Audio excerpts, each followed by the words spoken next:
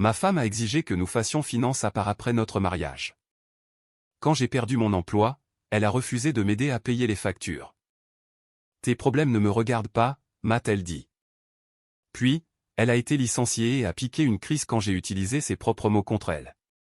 Salut tout le monde, avant de plonger dans la vidéo d'aujourd'hui, j'ai besoin de votre aide. Nous avons remarqué que la chaîne perd un peu de vitesse, et s'abonner est l'un des meilleurs moyens de nous soutenir. C'est rapide, gratuit et cela nous aide à continuer à vous proposer du contenu génial. Votre soutien compte énormément. Continuons à faire grandir cette chaîne ensemble. Merci beaucoup. Maintenant, commençons la vidéo. J'utilise un compte jetable pour des raisons évidentes car ma femme suit certains forums. Moi, c'est Julien, 35 ans, et voici l'histoire dingue de comment ma future ex-femme Camille, 29 ans, a appris à ses dépens que le karma est impitoyable. Un peu de contexte sur moi, j'ai grandi dans une famille ouvrière du nord de la France, où mon père a travaillé à l'usine automobile pendant plus de 30 ans. Ma mère était infirmière de nuit à l'hôpital local. Ils m'ont appris la valeur du travail acharné et l'importance de toujours se soutenir mutuellement, quoi qu'il arrive. Ils n'étaient pas riches, loin de là, mais ils géraient tout ensemble et nous n'avons jamais manqué de rien. Mes parents sont toujours ensemble après 40 ans, vivent toujours dans la même modeste maison et partagent toujours le même compte courant. J'imagine que j'avais cette idée naïve que le mariage signifiait former une équipe. Quel idiot je faisais, pas vrai? J'ai rencontré Camille à la crémaillère de mon ami de fac, Mathieu, il y a environ 7 ans. Elle était magnifique, du genre à faire tourner les têtes, belle, confiante d'une manière que je n'avais jamais vue auparavant et elle avait ce don de capter l'attention de toute la pièce. J'ai été instantanément accro, comme un imbécile. Elle travaillait comme visiteuse médicale et gagnait environ 60 000 € par an, tandis que j'étais dans la publicité numérique et que je gagnais environ 45 000 € à l'époque. Nous sommes sortis ensemble pendant 1 an, nous avons emménagé ensemble ensuite, et nous nous sommes fiancés 6 mois plus tard. Tout semblait parfait en surface. Elle était intelligente, ambitieuse et nous ne semblions jamais nous disputer sur des sujets majeurs. Avec le recul, c'était probablement parce que je me pliais à toutes ses volontés pour avoir la paix. Quand nous nous sommes fiancés et que nous planifions le mariage, nous avons eu toutes les discussions habituelles sur l'argent et les projets d'avenir. J'ai suggéré ce qui me semblait tout à fait normal, combiner nos comptes après le mariage. Rien de fou, juste un compte joint pour les factures et les dépenses partagées tout en gardant de petits comptes individuels pour les trucs personnels. Elle m'a ri au nez, pas un petit gloussement, mais un vrai rire comme si j'avais suggéré que nous vivions dans un carton sous un pont. Je n'ai pas travaillé aussi dur pour remettre mon salaire à quelqu'un d'autre, a-t-elle dit en sirotant son thé matcha bio hors de prix. Mon argent est mon argent. Ton argent est le tien. C'est comme ça que les gens qui réussissent fonctionnent. Le mari de mon amie Sophie a essayé de combiner les comptes, et maintenant il remet en question chaque achat qu'elle fait. C'est de la violence financière. Avec le recul, cela aurait dû être un énorme drapeau rouge me frappant au visage. Mais j'étais bêtement amoureux et je pensais que nous pourrions trouver une solution. Ses parents avaient divorcé quand elle avait 12 ans, et sa mère, Chantal, lui disait toujours « Ne dépends jamais financièrement d'un homme ». Alors, j'ai essayé d'être compréhensif. J'ai même défendu sa position auprès de mes amis, disant qu'elle était juste indépendante et prudente. Mon Dieu, j'étais un sacré idiot. Nous avons fini avec ce système incroyablement compliqué où nous partagions tout proportionnellement à ce que nous gagnions. Je gagnais 45 000 €. Elle en gagnait 60 000 €. Donc, je payais 44% des dépenses partagées et elle 56%. Ça semblait équitable sur le papier, mais elle insistait pour que tout soit séparé. Épargne séparée, carte de crédit séparée, investissement séparé, même les comptes Netflix et Spotify séparés. Nous avions ce tableau Excel délirant pour suivre qui payait quoi au centime près. Mon pote David pensait que j'étais fou quand je lui ai montré comment tout cela fonctionnait. Mec, vous n'êtes pas des colocataires. Vous allez vous marier, m'a-t-il dit un soir alors qu'on jouait à Call of Duty. C'est super bizarre. Ma femme et moi avons juste un compte. L'argent rentre, les factures sont payées, on s'en fout de qui a acheté quoi. Mais j'ai défendu Camille, disant qu'elle était juste financièrement responsable et indépendante. David a juste secoué la tête et a dit « C'est ton enterrement, mec. » Vous ne croiriez pas à quel point c'est devenu ridicule avec le temps. On allait au restaurant, c'était noté dans le fichier Excel. Les courses? Elle divisait littéralement la note du supermarché par article selon qui mangeait quoi le plus souvent. Si je mangeais plus de céréales, je payais plus pour le lait. Je ne plaisante même pas. Une fois, elle m'a fait payer un supplément pour la facture d'eau parce que je prenais des douches plus longues. Elle les a chronométrées pendant une semaine pour prouver son point de vue. Je me souviens d'une fois où nous étions chez Carrefour et j'ai pris du papier toilette parce qu'on n'en avait plus. Quand nous sommes arrivés à la caisse, Camille a obligé la caissière à le compter comme une transaction séparée pour que je puisse le payer. La caissière nous a lancé un regard genre « C'est quoi votre problème ?» Mais c'était normal dans notre mariage à ce stade. Une amie de Camille, Julie, nous a un jour interrogés sur notre organisation financière lors d'un dîner. Et quand Camille l'a fièrement expliqué, même Julie avait l'air mal à l'aise. « Ça a l'air compliqué », a-t-elle dit. « Vous ne vous achetez jamais juste des trucs l'un pour l'autre sans faire les comptes ?» Camille l'a regardé comme si elle avait suggéré que nous brûlions notre argent pour le plaisir. « C'est comme ça que les gens perdent le contrôle de leurs finances », a-t-elle dit avec suffisance. Même nos cadeaux de mariage ont été divisés. Elle a insisté pour que nous retournions tous les articles ménagers que les gens nous avaient offerts et que nous partagions l'argent. Nous avons littéralement retourné un robot pâtissier KitchenAid que ma tante m'avait offert pour pouvoir partager le remboursement.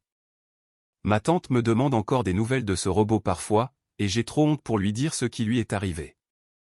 Le système a fonctionné pendant environ 3 ans, bien que ce soit une source majeure de tension. Si j'avais même un jour de retard pour régler nos dépenses mensuelles, elle m'envoyait des SMS de rappel. Pas genre, et, n'oublie pas, mais des captures d'écran du fichier Excel avec les montants surlignés. Puis l'année dernière, tout s'est effondré quand mon entreprise, une agence de pub, a subi une restructuration massive après avoir été rachetée par un gros groupe parisien. Ils n'arrêtaient pas de dire qu'aucun changement n'était prévu lors des réunions, mais nous savions tous que c'était du baratin. 2 mois après l'acquisition, ils ont viré 30% du personnel. L'économie était catastrophique. Et malgré de bonnes évaluations de performance, j'avais même gagné un prix du secteur l'année précédente, j'ai été l'un des malchanceux à prendre la porte. Le jour où c'est arrivé, j'ai été convoqué dans une salle de réunion où une dame des RH que je n'avais jamais vue et mon manager sans colonne vertébrale, Thomas, m'attendait avec un dossier. Malheureusement, votre poste a été supprimé, a dit la dame des RH pendant que Thomas fixait ses chaussures. Ils m'ont donné une indemnité pathétique d'1 mois, m'ont fait signer des papiers, et la sécurité m'a regardé vider mon bureau comme si j'étais un criminel. J'ai appelé Camille immédiatement, encore sous le choc, assis dans ma voiture dans le parking. Et, je viens d'être licencié, ai-je dit, la voix tremblante. Il y a eu un silence au bout du fil. Sérieusement, qu'est-ce que tu as fait? Pas de, je suis désolé, ou, ça va? Mais, qu'est-ce que tu as fait? Comme si c'était forcément ma faute. Je n'ai rien fait, ils ont supprimé toute mon équipe à cause du rachat. Elle a soupiré bruyamment. Bon, combien d'indemnités tu as eu? Est-ce que ça couvrira ta part des factures ce mois-ci? C'était sa première préoccupation. Pas mon bien-être, pas notre avenir, mais si je pouvais couvrir ma part des factures. Cela aurait dû être le moment où je réalisais qui j'avais épousé, mais j'étais trop stressé par la perte de mon emploi pour y voir clair. Malgré l'envoi de 20 à 30 CV par jour pendant des semaines, je décrochais à peine des entretiens. C'était démoralisant de vérifier mes emails chaque matin et de ne voir que des refus ou le silence.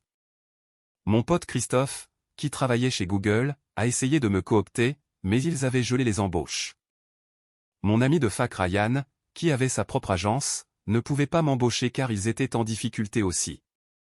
Mon épargne de secours a commencé à disparaître très vite avec le loyer, le crédit de la voiture et toutes les factures à payer. Après environ 1 mois, j'ai approché Camille pour ajuster temporairement notre répartition des factures. Je ne demandais pas l'aumône, juste un peu de flexibilité jusqu'à ce que je trouve autre chose. Écoute, mes économies fondent, lui ai-je dit un soir après son retour du travail. Je me demandais si on pouvait ajuster la répartition des factures temporairement jusqu'à ce que je trouve quelque chose. Je te rembourserai plus tard quand je travaillerai à nouveau. Sa réponse me fait encore bouillir le sang quand j'y pense. Tes problèmes de carrière ne sont pas mes problèmes, a-t-elle dit sans même lever les yeux de son téléphone, faisant défiler des photos de vacances de luxe sur Instagram. Je ne touche pas à mes économies parce que tu ne trouves pas de travail. Essaie peut-être de faire plus d'efforts. Le mari de ma cousine a trouvé un job en 2 semaines après avoir été viré. Je lui ai rappelé nos vœux de mariage. Tu sais, tout ce truc pour le meilleur et pour le pire, dans la richesse et dans la pauvreté que nous avons tous les deux promis devant nos familles. Sa réponse, c'est juste des trucs que les gens disent au mariage. La vraie vie ne marche pas comme ça. Si nous avions un bébé ou quelque chose d'important, ce serait différent. Apparemment, ma survie n'était pas assez importante. Super. Alors, qu'est-ce que je suis censé faire exactement si je n'ai plus d'argent avant de trouver un emploi, lui ai-je demandé. Elle a haussé les épaules. Je ne sais pas, Julien. Appelle tes parents, fais un prêt, débrouille-toi. Je travaille dur pour mon argent, et je ne vais pas simplement le donner parce que ton agence a décidé de te virer. Ils ne m'ont pas viré pour faute, ils ont supprimé mon poste, l'ai-je corrigé. Et nous ne sommes pas colocataires.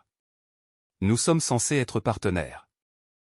Des partenaires qui ont accepté de garder leurs finances séparées, a-t-elle répliqué. Tu as accepté ce système. Pendant 3 mois brutaux, j'ai lutté pour payer ma part de tout. J'ai fait des petits boulots, livreur Uber Eats et des missions de bricolage. J'ai vendu un tas de mes affaires, y compris mon PC gamer que j'avais mis des années à améliorer, et la vieille montre vintage de mon père qu'il m'avait donnée à la fin de mes études. Celle-là m'a fait le plus mal. J'ai coupé toutes les dépenses possibles. Je mangeais des pâtes au beurre et des sandwichs le soir tout en travaillant sur mes candidatures jusqu'à 2 heures du matin la plupart des nuits. J'ai résilié mon abonnement à la salle de sport, arrêté d'aller chez le coiffeur, et commencé à laver mes chemises dans l'évier pour éviter les frais de pressing. J'ai même vendu ma voiture et commencé à prendre le bus pour les entretiens. Pendant ce temps, ma chère épouse continuait comme si de rien n'était. Vous voulez savoir la partie qui m'a vraiment tué de l'intérieur? Pendant que je stressais pour payer le loyer et que je vendais des héritages familiaux, Camille n'a pas changé son mode de vie du tout. Elle continuait à faire du shopping aux Galeries Lafayette et chez Sephora, lâchant 300 € pour une seule paire de chaussures, sortant pour des brunchs le week-end avec ses amis, où elle dépensait 70 € chacune en cocktails et tartines d'avocat. Elle ne m'a jamais invité à ses brunchs, probablement embarrassée par son mari chômeur, et rentrait avec des sacs de shopping pendant que j'étais au téléphone à supplier EDF pour un délai de paiement. Avais-tu vraiment besoin d'une autre paire de chaussures, ai-je demandé une fois après qu'elle soit rentrée avec un sac de marque. Elle a eu l'air offensée. Je ne vais pas arrêter de vivre ma vie parce que tu as perdu ton job, Julien. Ce n'est pas juste pour moi. J'ai gagné cet argent. Une nuit, je me suis réveillé vers 3 heures du matin et j'ai trouvé son côté du lit vide. Je suis allé au salon et je l'ai trouvé sur son ordinateur portable, l'écran illuminant son visage dans le noir. Qu'est-ce que tu fais debout, ai-je demandé. Elle a rapidement minimisé l'écran qu'elle regardait. Juste du shopping. Je n'arrivais pas à dormir. Le lendemain, un colis est arrivé. Elle avait acheté un sac à main à 400 € au milieu de la nuit alors que je stressais sur comment payer ma moitié du loyer qui arrivait à échéance dans 3 jours. Le pire absolu a été quand elle a pris un week-end santé mentale, dans un spa de luxe à Deauville, à environ 2 heures de route, avec son amie Audrey. Ce n'était pas n'importe quel spa. C'était cet endroit où vont les célébrités et qui coûte genre 600 € la nuit. Quand j'ai mentionné que ce week-end spa coûtait probablement plus que ce que je devais pour 3 mois entiers de charge, elle a eu le culot de dire, peut-être que ça te motivera à trouver un travail plus vite. De plus, je travaille dur et je mérite de belles choses. Comme si je restais assis sur mon cul à jouer à des jeux vidéo toute la journée au lieu d'envoyer des centaines de candidatures et de conduire de parfaits inconnus à minuit pour payer le loyer. Ses parents ont commencé à s'en mêler aussi. Sa mère, Chantal, m'appelait presque tous les 2 jours, m'envoyant des liens vers des offres d'emploi qui n'avaient absolument rien à voir avec mon expérience ou mes compétences. Une fois, elle m'a envoyé une offre pour un poste de nuit en entrepôt à 1h30 de notre appartement. Ça paye le SMIC. Julien, les mendiants ne peuvent pas choisir, a-t-elle écrit avec le lien. J'ai un diplôme en marketing et 10 ans d'expérience dans la publicité. Quand j'ai essayé d'expliquer pourquoi ce n'était pas adapté, elle s'est offusquée et a dit à Camille que j'étais trop fier et que je devais faire preuve d'humilité. Pendant ce temps, le père de Camille, Gérard, m'envoyait juste des liens vers des vidéos YouTube avec des titres comme « Mentalité de millionnaire »,« Comment ne plus jamais être fauché ». Super utile quand ton compte en banque est à 2 chiffres. J'ai essayé de leur expliquer que trouver un emploi dans mon domaine était difficile en ce moment car beaucoup d'agences réduisaient leurs effectifs à cause des clients qui coupaient les budgets. Peut-être que c'est un signe que tu devrais changer de carrière, a suggéré Chantal lors d'un appel vidéo non sollicité. Le fils de ma coiffeuse a commencé à livrer pour Amazon et maintenant il gagne très bien sa vie. Le moment le plus terrible est venu quand j'ai entendu Camille parler à sa sœur Karine au téléphone un soir. Je n'essayais pas d'écouter aux portes, mais notre appartement n'est pas si grand et elle n'était pas exactement discrète. Je ne sais pas pourquoi Julien galère autant, disait-elle en se peignant les ongles avec un vernis à 60 €. Ce n'est pas comme si les jobs dans la pub étaient introuvables. Je pense qu'il s'installe juste dans le confort de me laisser porter le poids. Honnêtement, c'est pathétique. Papa a toujours dit que j'aurais dû épouser quelqu'un de plus ambitieux. Ça venait de la femme qui refusait de m'aider avec une seule facture pendant tout ce cauchemar. J'ai failli entrer dans la pièce pour la confronter, mais j'étais tellement fatigué de me battre pour l'argent que je suis juste allé faire une longue promenade à la place. Quand je suis rentré, elle se préparait à sortir avec ses amis. Il y a un reste de pâtes dans le frigo si tu veux dîner, a-t-elle dit en mettant du rouge à lèvres devant le miroir de l'entrée. Je ne pense pas pouvoir continuer à faire ça, ai-je dit doucement. Elle s'est arrêtée et m'a regardé. Faire quoi? Ce mariage, on dirait que c'est à sens unique en ce moment. Elle a levé les yeux au ciel. Ne sois pas si dramatique, Julien. Tout le monde traverse des passages difficiles. Trouve juste un boulot et tout redeviendra normal. Comme si le problème était la perte d'emploi et non son absence totale de soutien ou d'empathie. J'ai finalement décroché un poste dans une petite agence après environ 3 mois de recherche. Le salaire était inférieur à mon ancien job, environ 40 000 €, mais j'étais juste soulagé d'être à nouveau employé. Pendant tout ce gâchis, Camille n'a jamais proposé une seule fois de m'aider avec mes dépenses, même temporairement. Pas un seul, et « je m'occupe du dîner ce soir » ou « laisse-moi t'aider pour le crédit de ta voiture ce mois-ci ». Même pas quand j'ai vendu la montre de mon père, dont elle savait qu'elle avait une énorme valeur sentimentale pour moi. Mon nouveau boulot était chez Créa Fusion, une boîte plus petite mais avec des clients décents. J'ai dû recommencer à construire ma carrière depuis un poste inférieur. Mais mon nouveau patron, Richard, était en fait un type bien qui comprenait la situation. On est tous passés par là, a-t-il dit lors de ma première semaine. Le secteur peut être brutal. Je suis juste content d'avoir quelqu'un avec ton expérience dans l'équipe. J'ai commencé à faire des heures supplémentaires, à réseauter comme un fou, et à reconstruire lentement ma réputation professionnelle. L'ambiance chez Fusion était bien meilleure. Les gens collaboraient au lieu d'être en compétition, et Richard donnait du crédit à son équipe au lieu de voler leurs idées comme mon ancien patron, Thomas. Chaque jour, je rentrais épuisé mais reconnaissant d'avoir un emploi. Camille ne demandait jamais comment se passait mon nouveau travail. Elle voulait juste savoir quand je serais payé pour que je puisse rattraper mon retard sur les dépenses. Avance rapide d'environ 4 mois. Camille est rentrée tôt un mardi, ce qui était inhabituel pour elle. Ses yeux étaient rouges et gonflés. Elle avait pleuré dans sa voiture. Je pouvais voir que son mascara avait coulé. « Qu'est-ce qui ne va pas ?» ai-je demandé, ne m'attendant pas vraiment à quelque chose de grave. Peut-être une dispute avec un collègue ou un accrochage. Ils m'ont viré, a-t-elle dit en laissant tomber son sac de marque par terre. Le labo fait une restructuration complète et ils ont supprimé toute notre équipe régionale de vente. Ils ont dit que ce n'était pas personnel, mais qu'ils passaient à un nouveau modèle de territoire.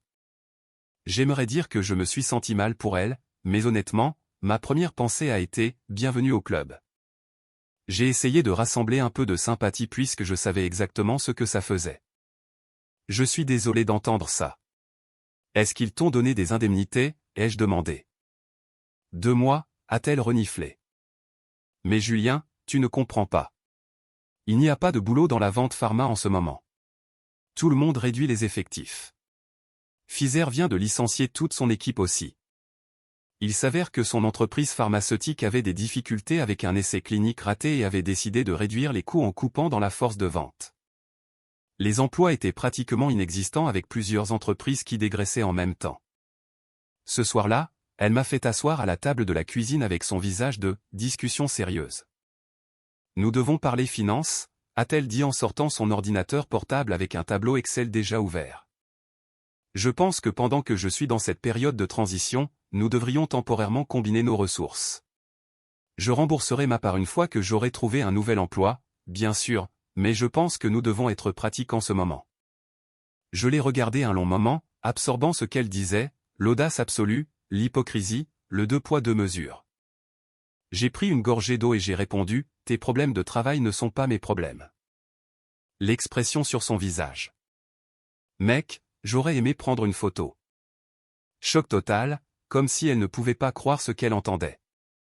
Puis elle a immédiatement commencé à crier sur le fait que nous sommes mariés et censés être une équipe et que j'étais vindicatif.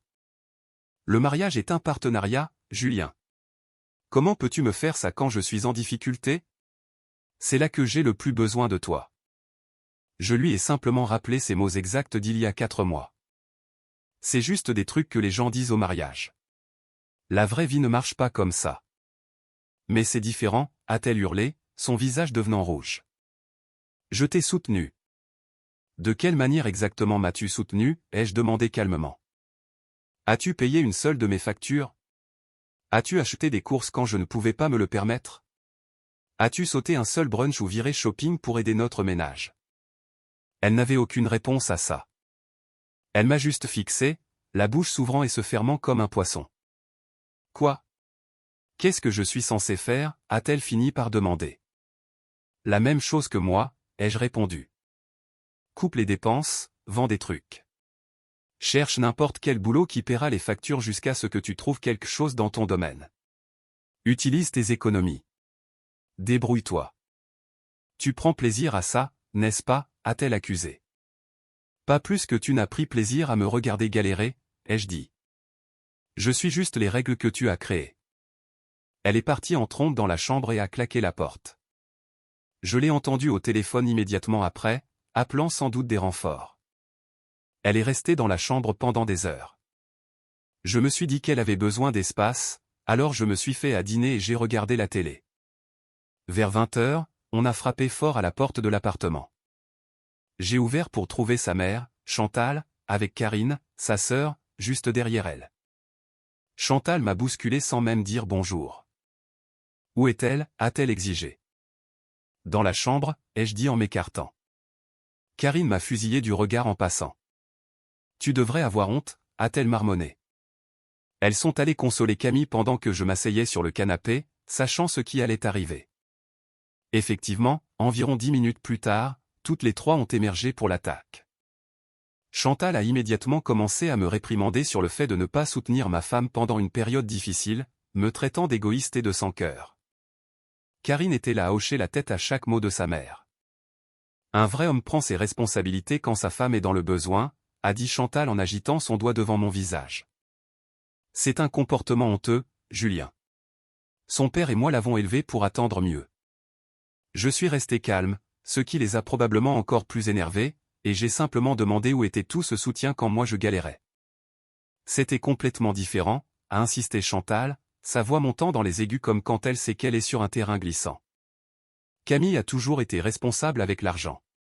Ta situation était de ta faute pour ne pas avoir eu plus d'économie ou trouver un emploi plus vite. Maman a raison, a renchéri Karine. Les hommes et les femmes sont différents. Les hommes sont censés être des pourvoyeurs. J'ai ri. Donc, l'égalité des sexes ne s'applique que quand ça vous arrange. Intéressant point de vue. Ne déforme pas nos propos, a claqué Chantal. Il ne s'agit pas de genre. Il s'agit de faire ce qui est juste. C'était quoi la chose juste à faire quand j'ai perdu mon job, ai-je demandé. Quand j'ai dû vendre la montre de mon père pour payer les factures. Quand je mangeais des pâtes le soir pendant que Camille était au spa. Ce n'est pas juste, a dit Camille. J'ai travaillé dur pour cet argent. Et moi non, ai-je demandé. J'ai travaillé tout aussi dur que toi. Mais quand j'avais besoin de soutien, même pas financier, juste émotionnel, tu m'as traité comme un raté. Je leur ai dit à toutes que ma décision était définitive. Camille continuerait à payer sa part de nos dépenses avec ses économies et ses indemnités, tout comme je l'avais fait pendant mon chômage. Après tout, elle avait plus d'économies que moi puisqu'elle avait toujours gagné plus et eu moins de dépenses pendant ma période de chômage. Je me suis tourné vers Camille. Tu as créé ce système. Tu as insisté dessus. Tu l'as appliqué quand ça t'arrangeait. Maintenant, tu dois vivre avec. Chantal a menacé d'appeler mes parents pour leur dire comment je traitais leur fille, ce que j'ai trouvé hilarant étant donné que mes parents avaient été témoins du comportement de Camille pendant mon chômage. Ma mère avait même proposé de nous aider avec les factures, ce que Camille avait refusé parce qu'elle ne voulait pas mélanger famille et finances. L'ironie. Appelle-les, ai-je dit. Mes parents savent déjà tout. Ils ont vu comment tu m'as traité quand j'étais au plus bas. Ma mère a proposé de nous aider et tu l'as rejeté, Camille. Tu te souviens de ça? Camille a eu la décence d'avoir l'air embarrassée à ce moment-là. Cette conversation est terminée, ai-je dit. Camille connaît les conditions. Elle paie ça partout comme j'ai payé la mienne. Si ça ne lui convient pas, elle est libre de trouver un autre logement. Chantal avait l'air d'être sur le point de faire une attaque. Tu mettrais ma fille à la porte? Je n'ai pas dit ça, ai-je répondu. J'ai dit qu'elle est libre de partir si elle n'aime pas l'arrangement financier qu'elle a créé. Elles sont parties peu après, Chantal me lançant des regards noirs tandis que Karine soutenait une Camille en pleurs. C'était dramatique et excessif, comme dans une mauvaise émission de télé-réalité. Cela fait 5 jours depuis. Camille m'a à peine parlé sauf pour me traiter de sans-cœur et de cruel quand elle me croise dans le couloir. Sa mère continue de m'envoyer des SMS disant que je ne suis pas un vrai homme et que je regretterai ce comportement. Un texto particulièrement méchant de Chantal disait « Un vrai homme ne laisserait jamais sa femme souffrir. Mon mari ne me traiterait jamais comme ça. » J'ai failli répondre « C'est peut-être pour ça que Gérard a l'air prêt pour la tombe à 60 ans. » Mais j'ai décidé de prendre de la hauteur et de ne pas répondre. Pendant ce temps, son père, Gérard, qui donne d'habitude son avis sur tout, m'a appelé hier. Je m'attendais à la même chose, mais au lieu de ça, il a juste dit « Elle est tout comme sa mère. » Elle ne pense jamais que les règles s'appliquent à elle. Chantal m'a fait la même chose pendant 35 ans. Cette conversation avec Gérard a été une révélation. Pour la première fois, j'ai vu à quoi mon avenir pourrait ressembler si je restais dans ce mariage. 35 ans de 2 poids 2 mesures et de manipulation, pour finir comme une coquille vide et vaincue comme Gérard.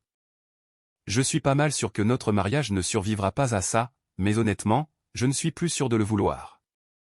Je ne m'attendais pas à ce que mon poste explose comme ça. Merci pour tous les commentaires et le soutien. Les choses sont devenues encore plus folles ces 2 dernières semaines, et la vérité sur Camille a commencé à sortir d'une manière que je n'attendais pas. D'abord, elle a raconté à tous nos amis communs que je la maltraitais financièrement pendant qu'elle était dans le besoin. La moitié d'entre eux m'ont envoyé des messages inquiets ou m'ont appelé. La femme de mon ami Jason, Rebecca, qui a toujours été amie avec Camille, a même demandé si je retenais de l'argent pour la contrôler. L'histoire qu'elle racontait me faisait passer pour un monstre.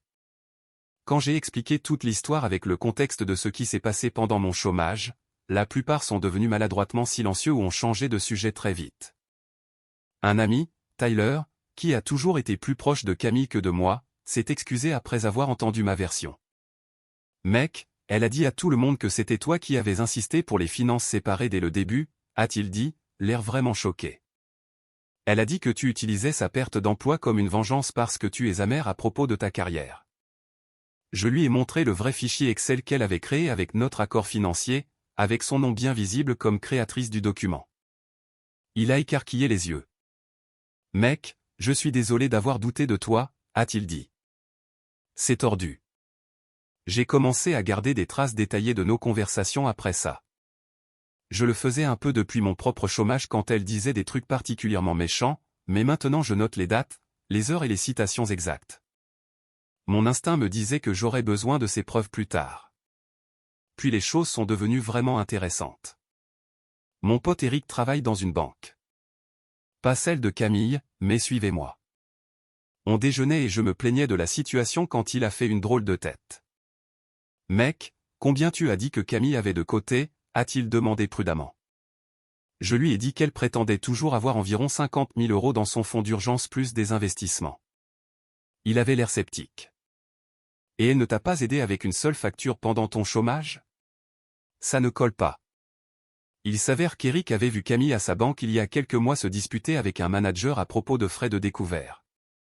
Il n'y avait pas prêté attention sur le moment, mais maintenant ça faisait sens. Je ne veux pas violer de règles de confidentialité, a-t-il dit prudemment. Mais je dirais que les gens qui ont 50 000 € d'économie ne se battent généralement pas pour 35 € de frais de découvert. Ils les paient juste. les habitudes de shopping de ma femme n'ont pas changé du tout malgré son chômage. Hier, elle est rentrée avec plusieurs sacs de marque de luxe. Quand j'ai levé un sourcil, elle a claqué « J'utilise mon argent que j'ai économisé », contrairement à certaines personnes. Mais j'ai commencé à remarquer des trucs bizarres. Elle cachait le courrier. Elle prenait des appels téléphoniques à l'extérieur de l'appartement, faisant les 100 pas dans le couloir. Et puis je l'ai trouvé, un relevé de carte de crédit qu'elle avait accidentellement laissé dans l'imprimante, montrant plus de 28 000 € de dette avec seulement les paiements minimums effectués. Ça venant de la femme qui me faisait la leçon sur la responsabilité financière depuis des années. J'ai creusé davantage pendant qu'elle était sortie un jour pour un entretien. Je sais, probablement pas la chose la plus éthique, mais à ce stade, je sentais que je devais savoir à quoi j'avais vraiment affaire. J'ai trouvé des relevés pour 3 autres cartes de crédit, toutes presque au plafond. Un avis de retard pour le paiement de sa voiture, une lettre d'une agence de recouvrement pour une facture médicale d'il y a 2 ans. La femme qui m'avait fait me sentir financièrement inférieur pendant des années était complètement fauchée. Tout ce shopping, tous ces brunchs, tous ces week-ends spa, rien de tout cela ne venait de ses économies. C'était tout de la dette. Hier soir, nous avons eu ce que je pensais être une percée. Elle s'est assise et a réellement reconnu qu'elle n'avait pas été solidaire pendant mon chômage. Je sais que je n'ai pas été là pour toi comme j'aurais dû, a-t-elle dit doucement. J'avais peur et j'étais égoïste. Pendant un moment, j'ai pensé que nous pourrions avoir une conversation productive. Puis elle a enchaîné avec « Mais tu dois comprendre, quand tu as perdu ton travail, ton entreprise faisait juste des licenciements normaux. Quand j'ai perdu le mien, ils ont spécifiquement ciblé mon département parce qu'ils sont sexistes. C'est complètement différent. » J'ai demandé en quoi cela changeait quoi que ce soit à notre situation financière pratique. Sa réponse, ma perte d'emploi était injuste et ciblée. La tienne était juste du business. Il valorisait plus les hommes dans ton entreprise que les femmes dans la mienne. Donc ma situation est en fait de la discrimination. C'était une nouvelle pour moi puisque sa patronne était une femme et que la PDG de son entreprise était aussi une femme, mais apparemment tout le monde était sexiste sauf elle. J'ai prévu une consultation avec un avocat spécialisé dans le divorce la semaine prochaine, je ne me précipite pas, mais je veux savoir où j'en suis. Le moment le plus révélateur est survenu il y a 2 jours quand Chantal a organisé une réunion de famille chez nous sans même me demander d'abord. Elle est arrivée avec Gérard, Karine et le mari de Karine, Benoît, prévoyant apparemment de se liguer contre moi pour me convaincre de faire ce qu'il faut. Ce qu'il n'avait pas prévu, c'est que Benoît prendrait mon parti. Il a souligné que l'arrangement financier avait été l'idée de Camille depuis le début et qu'appliquer les mêmes règles à nous deux n'était pas injuste. Chantal a effectivement dit, les hommes et les femmes sont différents. Un mari devrait subvenir aux besoins de sa femme en cas de besoin. Ce à quoi Benoît a répondu, donc, l'égalité des sexes ne s'applique que quand ça profite aux femmes. La pièce est devenue silencieuse. Gérard a regardé ses mains avec cette expression triste et résignée que je n'oublierai jamais. J'ai réalisé qu'il vivait avec ce double standard depuis des décennies. Après le départ de tout le monde, j'ai fait des recherches sérieuses. J'ai trouvé des avis de retard pour les paiements de la voiture de Camille cachés dans le tiroir de son bureau. Ses relevés de cartes de crédit montraient des soldes énormes. Ses économies substantielles dont elle se vantait étaient introuvables. La femme qui m'avait fait me sentir financièrement inférieur pendant des années était complètement fauchée. Quand je l'ai confrontée à ce sujet, elle s'est effondrée. Je ne voulais pas que tu saches, a-t-elle sangloté. J'étais censé être la responsable. Tu m'as menti pendant tout notre mariage, ai-je demandé, sincèrement choqué par l'ampleur de la tromperie. Pas menti, juste pas tout dit, a-t-elle dit en s'essuyant les yeux. Mon travail payait bien, mais la vente c'est fluctuant. Certains mois étaient bons, d'autres non. Je devais garder les apparences. Garder les apparences pour qui? Moi? Je suis ton mari. Pour tout le monde, mes parents, mes amis, moi-même. Je ne pouvais pas être la ratée de la famille. Le mari de Karine devient associé dans son cabinet d'avocat. Ma cousine achète une maison en banlieue. Et moi j'ai quoi? J'avais besoin d'avoir l'air de réussir aussi. Et voilà. Tout notre mariage avait été construit sur une image. Pas l'amour, pas le partenariat, mais garder les apparences. J'avais l'impression de ne même pas connaître la femme assise en face de moi. Ça fait environ 3 mois depuis ma dernière mise à jour, et putain que ma vie a changé. Accrochez-vous, parce que ça devient dingue. Après avoir découvert le désastre financier de Camille, j'ai rencontré un avocat qui m'a donné un conseil intéressant. Ne dévoilez pas votre jeu tout de suite, a-t-il dit. Voyons jusqu'où va ce terrier de lapin. J'ai suivi son conseil et j'ai commencé à jouer au détective. Ce que j'ai découvert était choquant. Camille n'avait pas juste un peu de dette. Elle était complètement sous l'eau. Plusieurs cartes de crédit maxées. Paiement de voiture en retard de 3 mois. Prêt personnel auprès de prêteurs en ligne douteux. Tout ça en maintenant son image de mademoiselle responsabilité financière. Mais la vraie bombe, elle avait pris de l'argent sur notre fonds d'urgence commun, le seul compte joint que nous avions avec environ 8 000 € pour les urgences du ménage. Pendant mon chômage, pour financer son addiction au shopping tout ce temps, elle me faisait la leçon sur la responsabilité financière. Elle vidait secrètement notre fonds d'urgence pour acheter des sacs de créateurs et des brunchs à 300 €. J'ai trouvé des relevés bancaires montrant des retraits les jours exacts où elle rentrait avec des sacs de shopping. Elle avait retiré près de 5 000 € pendant mon chômage. De l'argent qui aurait pu m'aider à éviter de vendre la montre de mon père ou de faire ses livraisons tard le soir. J'ai tout documenté discrètement. Mon avocat construisait un dossier solide pour fraude financière dans notre mariage. Ce n'est pas juste à propos du divorce, a-t-il expliqué. C'est pour construire un récit pour le juge sur qui était réellement financièrement responsable dans ce mariage. Environ 2 semaines après ma découverte, la voiture de Camille a été saisie. Elle m'a appelé en pleurant hystériquement depuis le parking de sa salle de sport. Julien, ma voiture a disparu.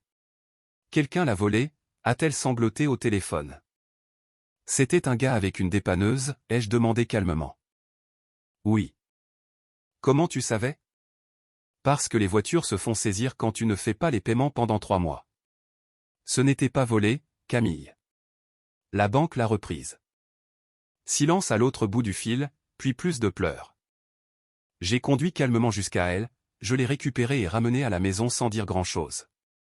Ce soir-là, elle a finalement craqué et a tout avoué. Elle avait plus de 60 000 € de dette, aucune économie, et avait vécu un mensonge financier complet pendant tout notre mariage. Elle maintenait son train de vie grâce au crédit conso et était maintenant complètement foutue sans revenu. J'ai besoin de ton aide, Julien, a-t-elle sangloté. Je sais que je ne le mérite pas, mais je n'ai nulle part où aller. Mes parents ne peuvent pas m'aider. L'entreprise de papa est en difficulté. C'est là que j'ai exécuté mon plan. Je vais t'aider, ai-je dit calmement. Mais on va faire les choses à ma manière maintenant. Je lui ai présenté un plan de redressement financier que j'avais préparé avec les conseils de mon avocat. Cela incluait qu'elle me remette toutes ses cartes de crédit. Je créerai un système d'argent de poche strict pour ses besoins de base. Elle irait voir un conseiller financier. Elle trouverait un emploi, n'importe lequel, dans les 2 semaines, même si cela signifiait travailler dans la vente ou la restauration rapide. Elle écrirait une lettre expliquant toute la vérité à tous ceux à qui elle avait menti sur notre situation. Elle a accepté immédiatement, désespérée d'avoir de l'aide. Ce qu'elle n'avait pas réalisé, c'est que je n'avais aucune intention de rester dans ce mariage. Je gagnais juste du temps pour me protéger financièrement et rassembler des preuves. Le lendemain, Chantal m'a appelé, sanglotant et s'excusant. Il s'avère que l'entreprise de Gérard coulait parce que Chantal y prenait secrètement de l'argent depuis des années pour aider à financer le train de vie de Camille. La manipulation était de famille. S'il te plaît, aide ma fille, a-t-elle supplié.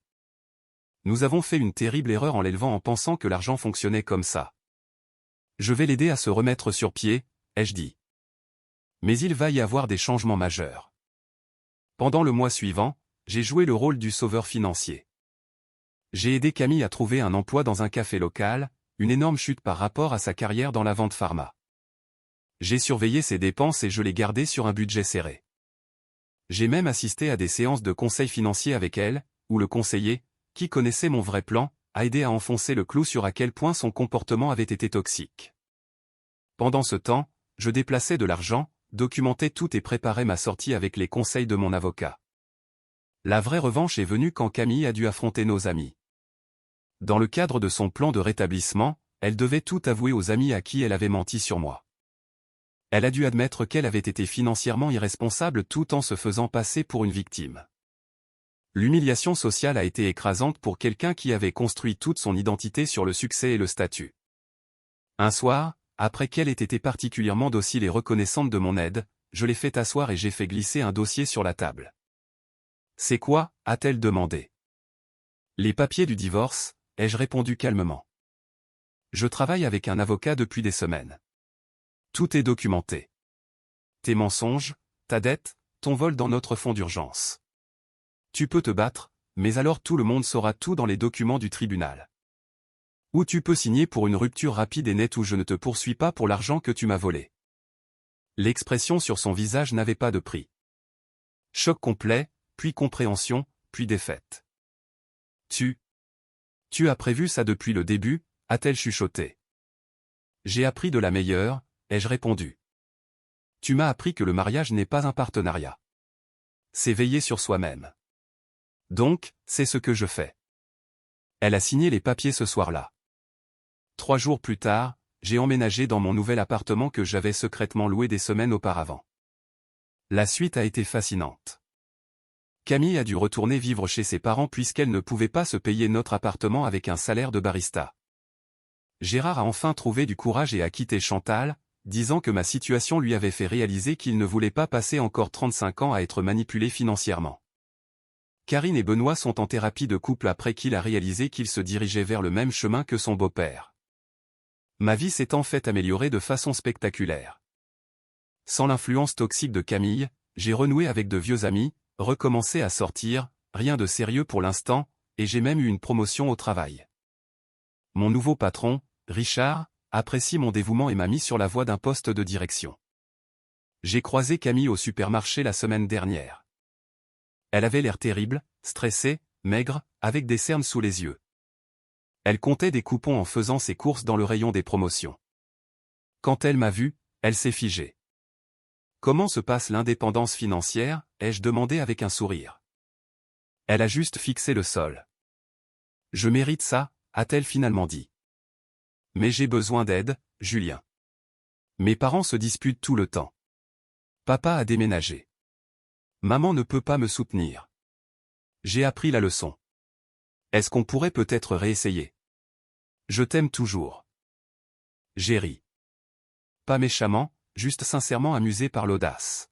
« Tes problèmes ne sont pas mes problèmes, » ai-je dit, faisant écho à ces mots d'il y a des mois. C'est juste la vraie vie. Je suis parti en me sentant plus léger que je ne l'avais été depuis des années. Parfois le karma prend du temps, mais quand il frappe fort. Le plus drôle, c'est que je ne suis même plus en colère. Je me sens même reconnaissant d'une certaine manière bizarre. Camille m'a appris une leçon importante sur le fait de me défendre et de reconnaître les gens toxiques.